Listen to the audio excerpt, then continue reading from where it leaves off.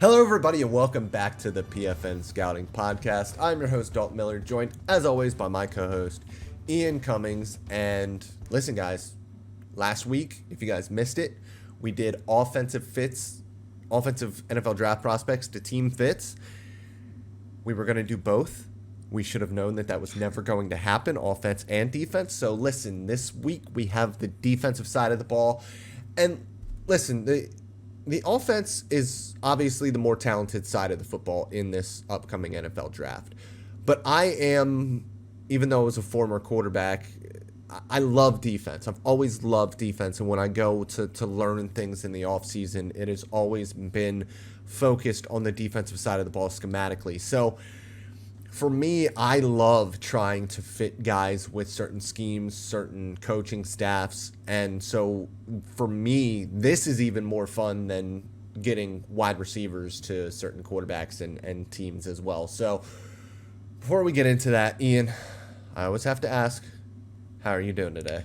Doing good, man. Doing good. I was looking forward to this one, the prospect team fits in particular, because like I said last time, like we've done how many mock drafts since the start of the cycle? Like dozens, right? So, you go through those and you start to match prospects with teams and you're like, hey, that's kind of fun. I like that, right? So then you kind of remember those. And like you said, the defense, I feel like it's more rewarding to find a good team prospect fit on the defensive side because offense is easy. Like last time, Malachi Corley, right? Dolphins, 49ers, just give him to a Shanahan team and let him work, right? Like just simple things like that.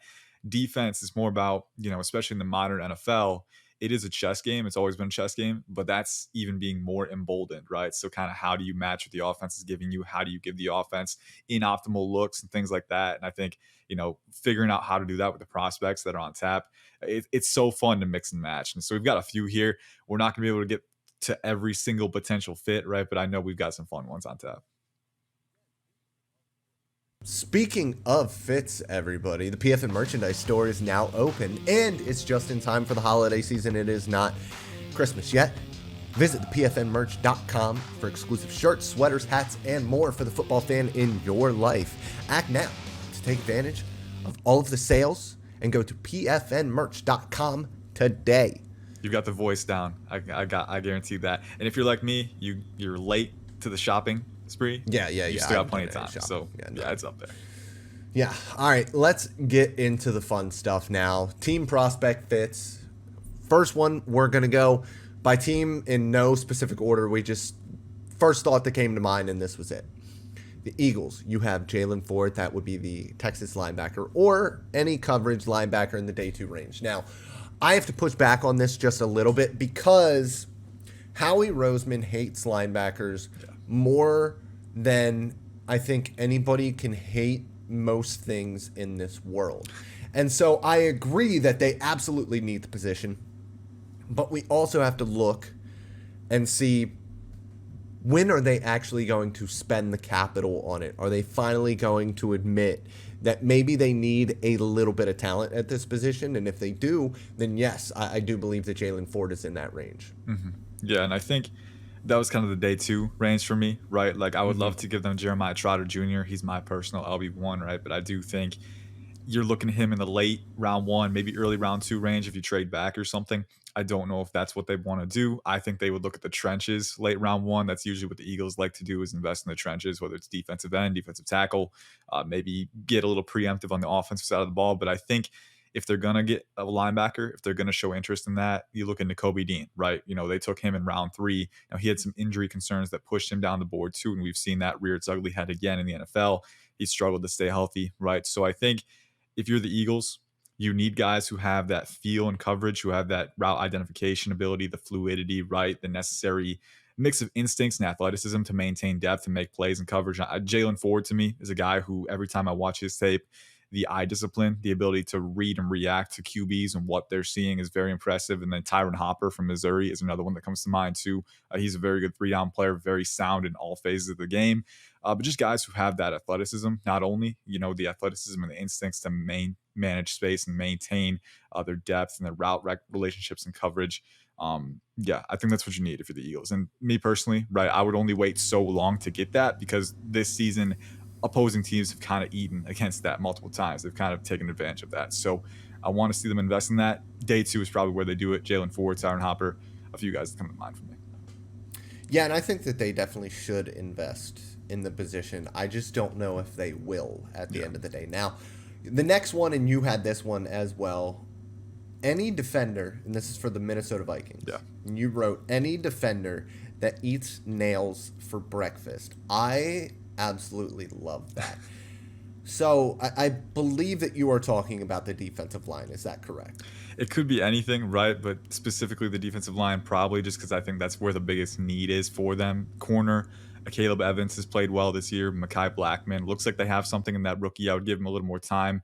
Linebacker, and here's the thing, like Brian Flores, right? He is that defensive coordinator who just loves to terrorize opposing quarterbacks with the blitzes, right? You know, the simulated pressures. We've seen that. The Vikings have done that better than most teams this year. And Ivan Pace Jr., undrafted free agent, he's been a big part of that, man. And you ask me from the 2023 NFL draft cycle, is there any defender that eats nails for breakfast in this class? Pace would be at the top of the list for me, right? So I'm looking at this class, trying to find other guys who have that physicality, that tone-setting mentality to really fit Flores' vision. I don't know if I have a guy at Pace's level. Pace was just absurd. I mean, you watch his college tape. This dude was 5'10", 230 pounds and attacking offensive tackles like 8 inches taller than him, right? And he's still knocking them off balance. Like, the dude is a wrecking ball of carnage at the second level. So it's tough to match that. But also, just thinking about guys who have the necessary physicality, like Dallas Turner, to me, is one guy that I would love to see in Flores' scheme, not just because of the physicality, but the power element and the different things that you can do with him, right? Because he's a guy who can rush off the edge from space. He can rotate out to the flats. You know, there were some reps against Georgia where he's covering Brock Bowers to the flats. Like, this guy's a freak athlete. You can do anything you want with him. And if he can continue to add a little bit more mass to his frame, continue to learn how to channel that power most effectively, right? You know, you've got a true joker on the defensive front line. I would be very intrigued to see what they can do with him. So that's one that stands out to me. But I think just any defender who has that type of physicality, Flores has to be circling those guys. I'm really interested to see how Flores kind of builds his defense out, because when you look at Bill Belichick and what he's done with his defenses over the years, and it's a little bit different because Flores is a little bit more aggressive than he is, but when you look at guys like Wink Martindale, who blitz a lot, they haven't really most of them don't really covet the edge rusher position the way that the rest of the NFL does, because they get a lot of their pressure from other areas, blitzing linebackers, sim pressures, things like that. And that's something that Brian Flores does as well. And they've already gotten rid of one edge rusher and sent him to Green Bay, of all places. And so I'm interested to see what they do with Donnell Hunter. Somebody like Dallas Turner, I think, would be fantastic because, like you said, he can drop into coverage. He can do a lot of different things. The one guy that I kind of look at, and I know that the secondary has played better than we kind of expected them to this year, the one guy for me in this exotic defense is Kool-Aid McKinstry, because even though he blitzes a lot, he runs a lot of zone coverage on top of the blitz and just in general as well. And Kool-Aid McKinstry is somebody who, in a complex defense, I think could really flourish. And if Minnesota ends up picking midway through the first round, I think that he could be sitting there in your lap. And, you know, maybe Dallas Turner is too. So we might be having a conversation about both of these Alabama defenders there for the Minnesota Vikings. But I think either could be a good fit at the end of the day for them. Are there any safeties that kind of come to mind for you? Because we know Cam Bynum has been a good fit. Josh Metellus, but like Harrison Smith is getting older. Yeah, Harrison Smith is getting older. I just don't know if they're ready to move on from Smith yet, and I don't know if they're going to do what like the Cincinnati Bengals do and draft a year ahead, because maybe Harrison has another year or two in him, but are they going to think that far ahead? Do they want to think that far ahead, or do they want to go after needs right now? And that'll be interesting to follow as well for them. One defensive tackle that I would aim for if I'm them, and this is probably a guy that you can maybe get on day 3 unless he shows out at the Senior Bowl, which he very well could. Florida State's Braden Fiske. I mean, if you want to watch a high motor defensive lineman, that dude is it. I mean, he always gives 120% energy. I mean, the torque capacity that he has, the power. I think he's very athletic and twitchy, but the dude is just a hot motor guy. I mean, if you want the definition of hot motor in this class, in this interior class, he's a guy who gives everything he's got on every single down. I would love to see that fit for him, and I think you can get that at a good value. But the gist is for the Vikings, just anyone who has that kind of physicality, tone setting ability, because we know that's what Flores likes to see. Yeah. The next we have the Arizona Cardinals, and this one, for you at least, was very easy. I mean, for the Arizona Cardinals, they can literally just look at anybody, I think, on offense or defense, outside of maybe offensive tackle. But if you want to, and you're in a position to take one of the top 2 tackles and you want to replace DJ Humphries, then you could do that as well. Like, they could literally go anywhere in this NFL draft, and they have a ton of draft capital. You had Devondre Sweat and Jerzon Newton, which I love because I love the idea of getting interior pressure in a Jonathan Gannon defense. I mean, you could go with any of the edge rushers as well in this defense because he loves his edge rushers, and he loves different style of edge rushers as well. When you look at what Philadelphia did, they had guys that were more, 2-point stance. Edge rushers can also drop back into coverage, more outside linebackers, and they had the more big physical defensive ends as well. And that just adds to the versatility of the fronts that you are allowed to run defensively. But it all comes down to that interior pressure. And I think, somebody like Sweat would just be awesome because Sweat is awesome. Mm-hmm. But Jerzon Newton, for that interior pressure specifically, would be perfect for the Cardinals defense. Yeah, and I think, this one isn't mutually exclusive to these specific prospects, but I think if you could come away from the draft with these 2 guys, like they got 2 first rounders, and then they got a very, very early second rounder. So there is a scenario where you get Jerzon with one of those first 2, and then get Devondre Sweat at the top of the second round. Like, if you can come away from the draft with that combination, that completely reworks your defensive line. I mean, Sweat, I did a scouting report this past week, and he's a very, very appealing nose tackle, one of those force multipliers who can help you kind of help increase the multiplicity of your defensive line. We're seeing more and more in the modern NFL, and this has kind of been happening for a while now, but, everyone's starting to come along to it. Is that fronts aren't static, right? 3-4, 4-3. Very rarely are you going to be stuck in one alignment. And if you are, like I followed the Washington Commanders for a few years, especially under Ron Rivera early on. They really wanted to have that identity where, hey, we're a team that can rush 4 and just get pressure with that group. And that's great if you have that personnel, but that's a little bit more difficult to sustain, right? So you want to be multiple, you want to be variable, flexible, adaptable when offenses show you different looks. And I think Devondre Sweat really helps you accomplish that, right? He's the guy who can eat up double teams. He can eat space at the interior of the line, but he's also got some underrated athleticism and twitch and torquing capacity and power that he can use to generate pressure as a pass rushing threat too. I think he can be a lot more consistent in that phase, but the flashes are there. And then I look at Jerzon, just a guy who's 6'2", around 300 pounds, just incredibly well leveraged. The flexibility is some of the best that I've ever seen in my time scouting. Violent hands, rapid hands, efficient hands, explosive, fast, tenacious. I mean, and a very sound run defender too. He's as close to a blue chip prospect as I think we're going to see in this defensive class. So if you can get him and a nose tackle to play off him, that is a superb match. And then I look at that Texas combo too, like you got Devondre Sweat. If you get Byron Murphy the second, a little bit later, like that's another very good combination. That just pair them together. Yeah, exactly. Keep them together. I love that chemistry element, right? So for the Cardinals, to me, it's simple. I think the interior line, you've got Dante Stills, who's a very good pressure generator. I think he's pretty alignment versatile, but you still need that force multiplier, a nose tackle, and you still need that game-changing presence at 3-tech. You still need that really elite pressure generator, disruptor. So I think getting those 2 in this class and matching them together is probably one of the biggest priorities for me. And just looking at those 2 guys, it makes a lot of sense. Yeah, I mean, for me, you're also looking at cornerback for them. Mm-hmm. I think you could also look at safety to pair with Budda Baker. And so, like I said earlier, they can really kind of go anywhere. It just all comes down to what Jonathan Gannon wants and what position they are in the draft to kind of attack that. I mean, they obviously need offense as well. They could use an alpha wide receiver, and they might be in position to get one of those top guys in the NFL draft. Moving on, the Dallas Cowboys, this is, I think, probably the second easiest, maybe the easiest player to team fit. It's James Williams, the safety, not so safety linebacker from Miami, and it's just a perfect fit for the Dallas Cowboys. It's a perfect fit for Dan Quinn's defense. They love that pseudo safety linebacker hybrid. He is incredibly long, and that's another thing that Dan Quinn really covets defensively. So, I mean, there's just really no argument for me here. He's the perfect fit for the Cowboys defense. Yeah, you think he would fulfill that J-Ron Curse role if Curse were to move on? I think That's what he would have to. And, yeah. and I think, their Curse was awesome for them last year and kind of the year before as well. But Curse and Donovan Wilson both have not played very well this year. And so his contract is already coming up. Donovan Wilson's will be up after next year, and also Malik Hooker's. And I think they kind of keep Malik Hooker in. Hooker actually got an extension, so that might be wrong.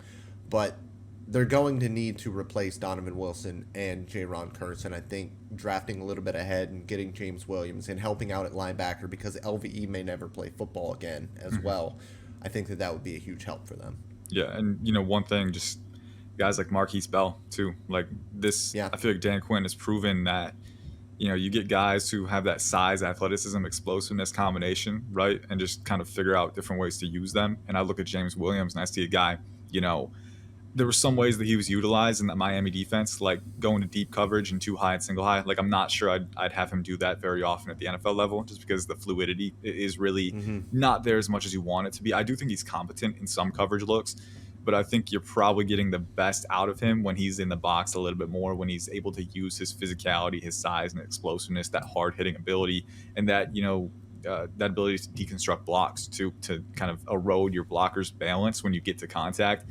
Like James Williams packs a punch, man, and it shows with that frame. So I think being in a role where he can weaponize that, I think Dan Quinn is probably one of the better defensive minds when it comes to figuring out how to use guys like that. So that was one that stood out to me. Are there any? You're the Cowboys expert here, so are there any other defensive fits that you've kind of looked at as we go through this process and say, like, hey, in this particular range, I would really like this guy for this defense? None that I really love for the Cowboys. It's tough because they really don't need much defensively. They have all the edge pressure that they could ever ask for. I like their defensive line right now. I think they got some young guys that are still growing. And so I don't really know where to go for them much defensively outside of, kind of the safety position and corner. But this corner class, I don't really see guys that maybe fit what Dan Quinn wants in an outside corner. I think when you look at it, maybe Quinion Mitchell would be a guy who he would be okay with, but it kind of depends on what his length looks like. 6 foot, 190 is okay, but Dan Quinn really likes 6'2", 200 with 33-inch arm. Like he likes those big, long corners that can play man coverage, and he can obviously play in man coverage just fine. But it's just a little bit different in this class, I think, in general. And it'll be interesting to see what they want to do with DeRon Bland. Do they want to, keep him on the inside and play more in the slot, where I think that he is best fit, but he's playing out of his mind on the outside, even though he's a little bit smaller. So it's just an interesting situation that they have at cornerback. And I think that they keep Stephon Gilmore around, but I think the issue with that is Stephon is old, especially for a corner.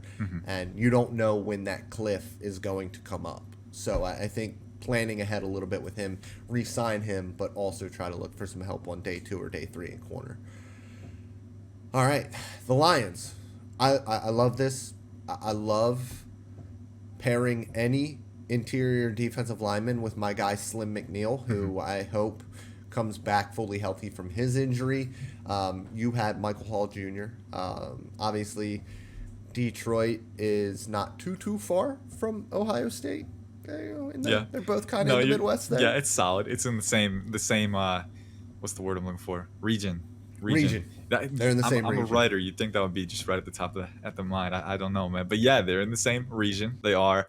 This is another one where it's not super mutually exclusive. Like I feel like there's a lot of different defensive tackles that could kind of fulfill that role. But yeah, you're right, Aleem McNeil. And I remember he was a big draft Twitter darling when he was coming out, and he's finally hit that evolution this year, right? Obviously missing some time to injury now, but when he was on the field, man, he was a very good presence for them. Yeah, so getting a guy who can disrupt opposite him, because that interior line, like you've got Levi Onwuzurike, but he hasn't really amounted to his upside so far in Detroit. Might be more of a rotational guy in the long term. So getting a player who is that high level disruptor, right? And a few things that I look for just within that mold. I like guys who have really good natural leverage. I like guys who are quick off the snap, quick to react to blocking angles. I like guys who have really good torquing freedom, get their hands on opponents quick and know how to channel that power rotationally, explosive, agile, hot motor guy, things like that. To me, Michael Hall Jr. is one of the better fits when you think about that quick winning disruptor, right? I do think when he's defending against the run, balance can be an issue at times. I do think he's still kind of fleshing out his arsenal a little bit more, but I think all the physical tools are there to be that guy who can provide that presence right out of the gate. And then you still have a runway to keep developing those tools. So I think well leveraged, explosive, physical, good torque, right? Those are things that I look for. And I think the Lions need more of that. And I think Michael Hall packs a punch, but he also has the athletic tools to kind of keep building on that foundation. You are muted, Dalton. Oh, thank you. I'm an idiot. The next one we have the Seattle Seahawks, Brandon Dorless. And I love this one. Anybody who is like 6'3", 280 Mm-hmm. with a little bit of power and alignment versatility, like teams like the Seattle Seahawks, teams like maybe even the Tampa Bay Buccaneers, if they're a good run defender, because I think that Logan Hall hasn't really been what they want him to be down there. I think that fits like that are really what we're looking at with some of these tweener guys. And, tweener used to be a bad thing, but at this point, because of how versatile defensive fronts are, being a 285-pound dude who plays the edge, maybe plays the interior, but can do both is a massive deal in the NFL these days. Those guys are no longer, misused. They are used as five techniques or four eyes, and if they're able to stand up to double teams, you have a really good player on your hand. And so for me, I really like what you did here with Seattle. Yeah, I think Brandon Dorless to me is just one of those guys where he kind of alleviates some pressure for you if you're considering him, because he can do multiple things, right? He can fulfill in multiple roles. Like, he played edge a lot more this year and later on in his Oregon career. Like, earlier on, you saw him at 3-tech a lot more, right? He was kind of on the interior and he was holding up very well there. But now he's 6'3", he's still 280, and he's out here, beating tackles to the apex with that explosiveness. He's showing a really good power component from outside rushing alignments too. So, I think he's predominantly a power rusher right now, and that's okay with his build. That's probably what he's going to be. But he's got that really good combination of proportional length and natural leverage, being 6'3", 280 with the length that he has. His hands are basically hammers, the point of attack, right? He's very good at generating displacement.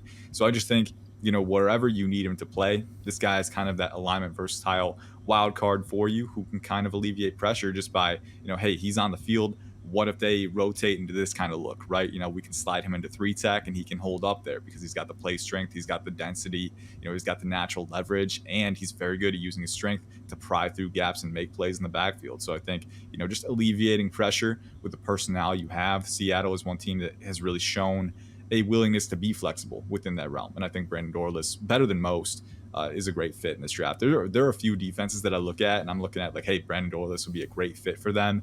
The Packers really like big edge rushers too, so he could be a fit there. But I think Seattle and Pete Carroll and what they're able to do with versatile players on the defensive line, Dorless could be a really good fit there.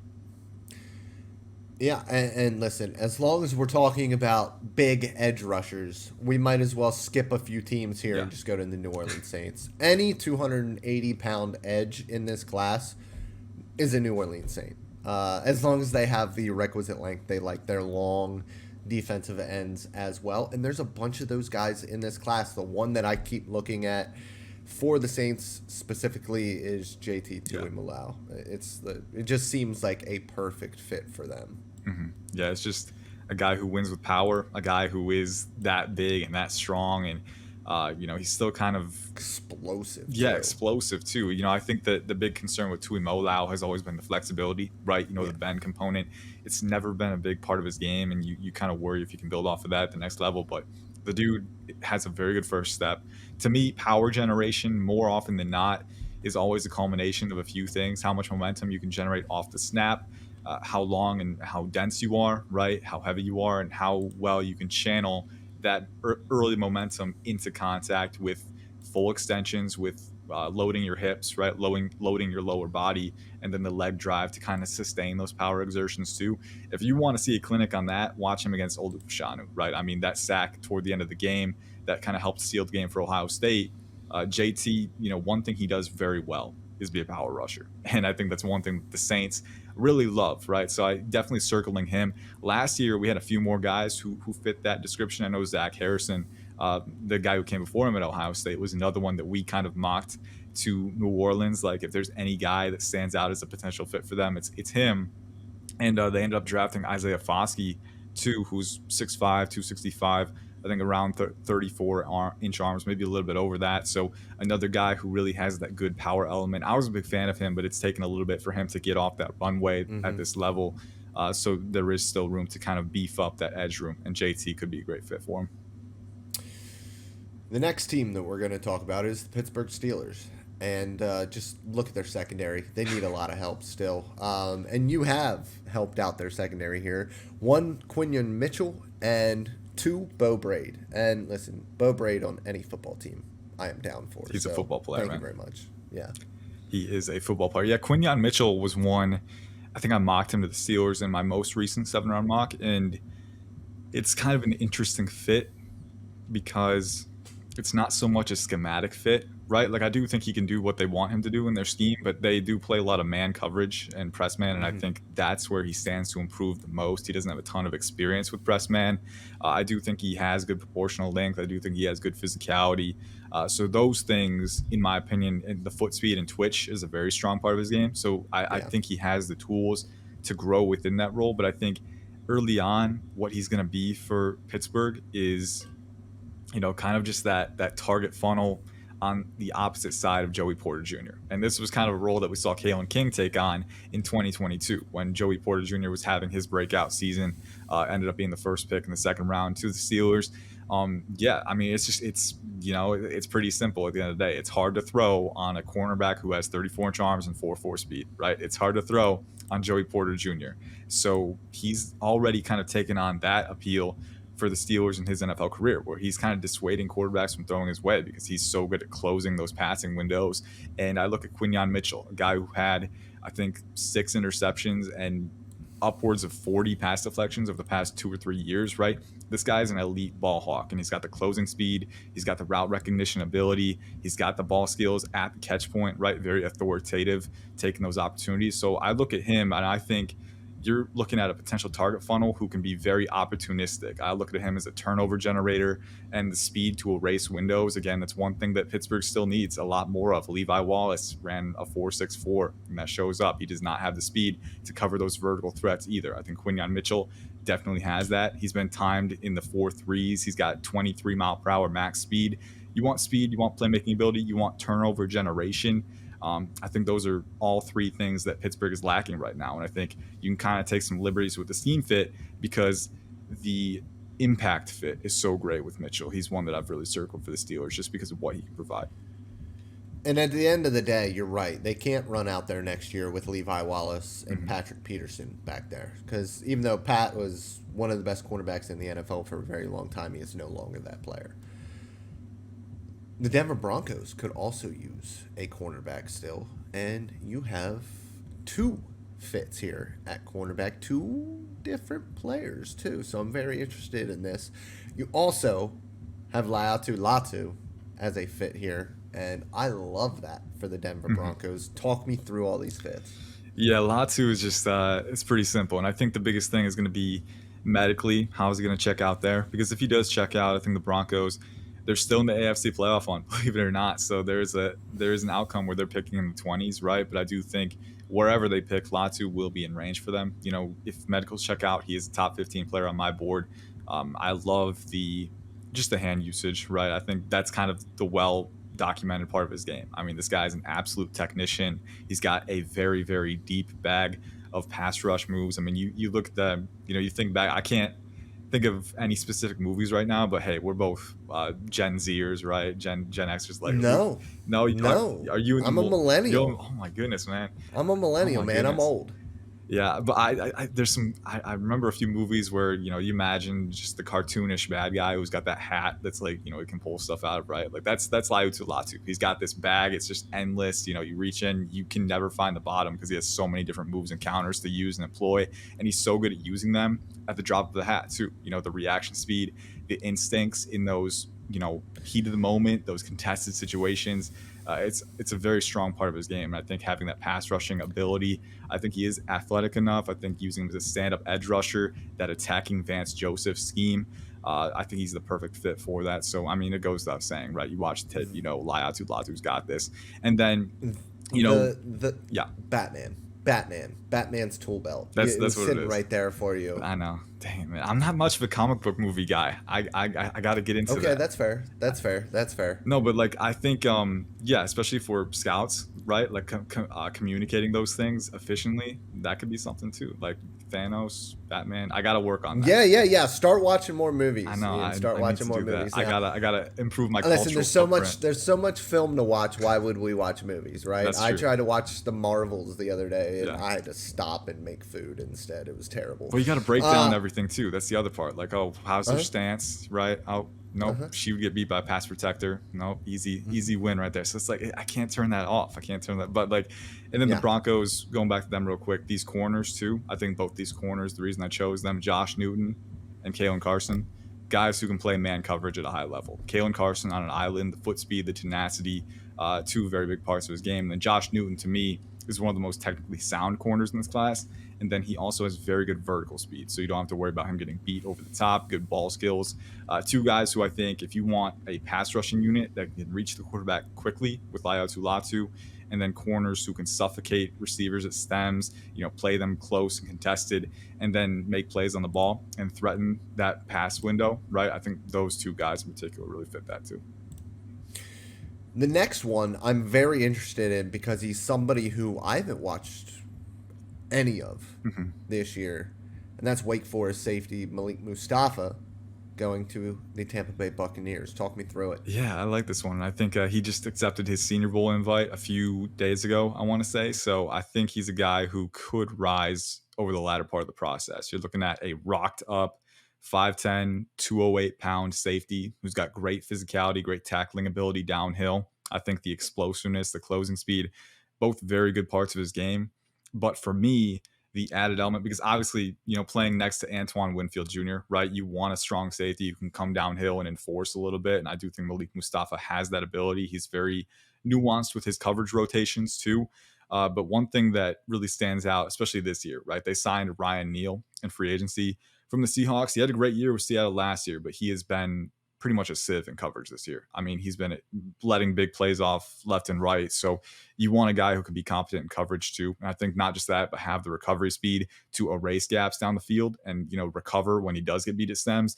Mustafa shows that on tape where, there are times where he can be a little bit more disciplined down the field, but the speed, I mean, the dude is an easy accelerator. He's very fluid, very good at playing low in his stance, very efficient on his transitions. And he's got a good back pedal too. I think he has all the tools that you need to be a really solid coverage defender too, but then you can rotate him downhill. He's a brick wall at contact. He's a very good tackler. So I think just having that dual-sided support and coverage appeal, for me, if I'm looking at the safety class, if I'm the Buccaneers, right, I don't want to spend premium capital on that because I do think you can upgrade at a few other positions too. But if I can get that guy in round 3 or round 4, I think that's a phenomenal value proposition. So to me, Malik Mustafa, he's got a great name too. I just love that name. Yeah, for Mustafa. sure. That's like It's a great tier. safety name. That's an S tier name, exactly, at the safety position. So I would love to have that dual-sided presence on the back end. And I think, thinking of what they need, I think it's a great fit. I like that we're getting somebody to complement what Antoine Winfield Jr. should have been doing the entire time, because he's played a lot in the slot last year specifically. He's been playing more at free safety this year, and I know that the Bucs defense hasn't been very good, and they've had a bunch of coverage busts down the field. They've had a couple of injuries to corners as well. But I do think getting that guy who can come downhill and be a hammer is something that they could really use at a high level. And if he can come in and play right away, we've seen a lot of safeties recently and just in general be those day 2 or day 3 guys come in and contribute right away. It's a position that has been really easy, I guess, to transition from one to the other, from college to the NFL level. So I'm interested to see how something like that would work in Tampa Bay, because I do think that they are still trying to win in an NFC South that is not very good. The next one that we have, Byron Murphy II, staying in the state of Texas, going to Houston. I love this. I love it. I love everything about this. Give me an interior pass rusher, just like you tried to do and, somewhat successfully have been able to do with Malik Collins over the past couple of years. You have Sheldon Rankins to kind of be that do-it-all guy. Give me somebody who can attack a gap. Give me somebody who can help out Will Anderson Jr. a little bit.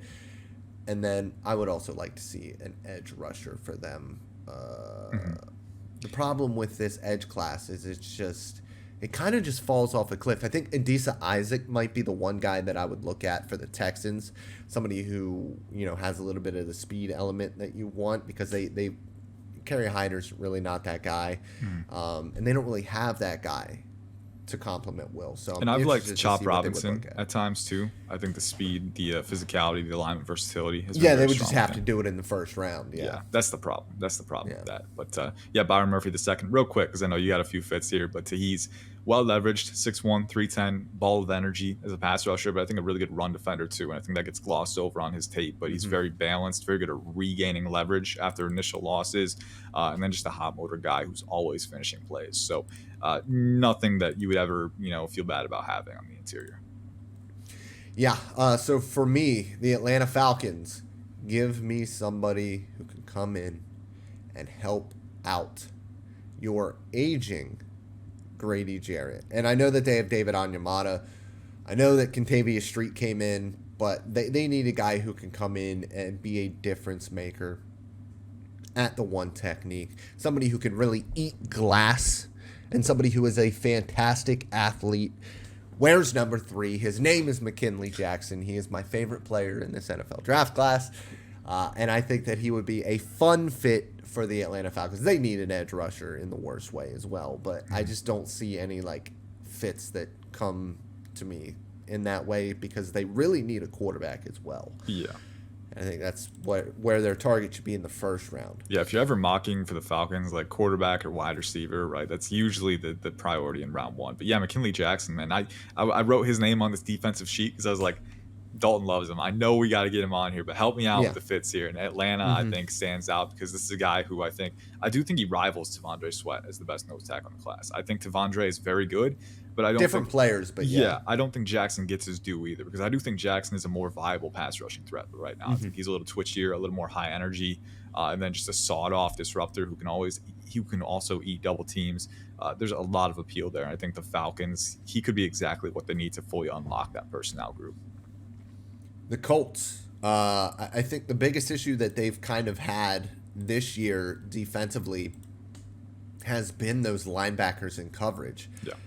Which has been really weird, because I think Zaire Franklin is a pretty good player. EJ Speed, has he really been it? Now he's injured. But I think somebody like Edrin Cooper, somebody who, listen, they had one playmaker and he destroyed his back and just really can't play anymore. Edrin Cooper is a guy who could come in and be that playmaker right away. He just has that innate ability that the Indianapolis Colts at linebacker have really looked for. Bobby Okereke had it as well. I was kind of surprised he didn't stick around. And he's been phenomenal for the Giants. Paid a linebacker. Yeah. He's been great for the Giants, but just those innate playmakers, and I think that Edrin Cooper can be that guy for them. Yeah. I mean, I still remember that one play against that run block and the that screen. That was the screen. Incredible. Unreal. That was when he's got the length. He's got great length. He's got great athleticism. So he kind of fits that mold for them as well. The next one I have, Kansas City Chiefs. No matter what happens with Chris Jones, I would like to get Chris Jones some help on the defensive interior, and obviously they need a wide receiver in the worst way. But Rook or Horhoro, I have to say it slow because I can't, even though I'm over here, I'm trying to learn Portuguese, and it's a very fast language to kind of speak. Or Horhoro is just an absolute nightmare for me. I think I wrote up a scouting report, and I was looking for the pronunciation. The H's are silent, so it's just Orororo. Orororo? Orororo. I love that. I love that. It's so much easier. Orororo. Yeah. So, Rook Orororo. That didn't sound easier. It was. So, Rook is that versatile defender that Steve Spagnuolo can just do whatever the hell he wants with. And I like it because, he is that, 290-pound guy who can be alignment versatile with Chris Jones. And that's something that the Clemson defense has done a lot of in recent years.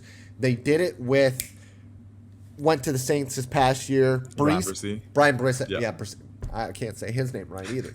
But they did that with him. They played him a little bit on the edge. I think Root can do that as well. So you can kind of move him around and play him interchangeably with Chris Jones. And so I think that would be a pretty decent fit for them defensively because they don't need secondary help. Their secondary is awesome. Mm-hmm. Yeah, his alignment versatility is one of the most fun things on his tape, I think. You go back to, 2021, 2022, he's playing a 5-tech, and he's, really got that elite explosiveness and proportional length to really be a top-level disruptor at multiple spots.